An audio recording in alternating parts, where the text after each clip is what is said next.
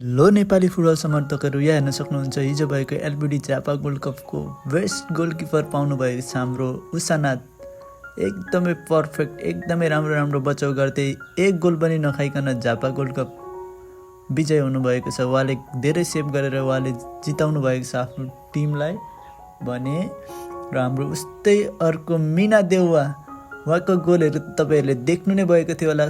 7 goal सहित उहाँले best player of the tournament पाउनु भएको थियो। गाइज चाहिँ हेर्नुहोस् तपाईँहरू, मिना देउवा को चाहिँ मिना देउवाको फ्यान हो तपाईँहरूको लागि हेर्नुहोस्, एकदमै खुसीको खबर छ यो चाहिँ। उहाँले 1,50,000 पाउनु भएको छ नगद। एकदमै राम्रो खेल्नु भएको थियो गाइज। उहाँले गरेर एपिएफलाई हराउन पुगेको थियो हाम्रो नेपाल पुलिस क्लब भने। र अर्को हुनुहुन्छ हाम्रो Puja Rana Magar, player of the match. एकदमै राम्रो खेल्नु भएको थियो उहाँले हिजो। उहाँको डिफेन्सले गरेर एकदमै गोल हान्नु नदिएर हाम्रो नेपाल पुलिस क्लबलाई जिताउनु भएको थियो उहाँले गरेर। हेर्नुहोस्, उहाँले पनि म्यान अफ दि म्याच पाउनु भएको छ गाइज। एकदमै खुसी लाग्छ है मलाई चाहिँ गाइज। तपाईँहरूलाई कस्तो लाग्दैछ कमेन्ट गर्न सक्नुहुन्छ गाइज। हेर्नुहोस्, र फेरि पनि हाम्रो हाइएस्ट गोल स्कोरर मिना देउवाले चाहिँ एकदमै राम्रो, एकदमै धेरै गोल गरेर यो झापा गोल्ड कपमा 7 गोल गरेर आफ्नो हाइएस्ट स्कोररको ट्रफी र नगद लिनुभएको छ। हेर्नुहोस् गाइज, झापा गोल्ड कपमा चाहिँ एकदमै राम्रो खेल्नुभएको थियो मिना देउवाले चाहिँ। बेस्ट डिफेन्स डर हुनुहुन्छ हाम्रो मनमाया।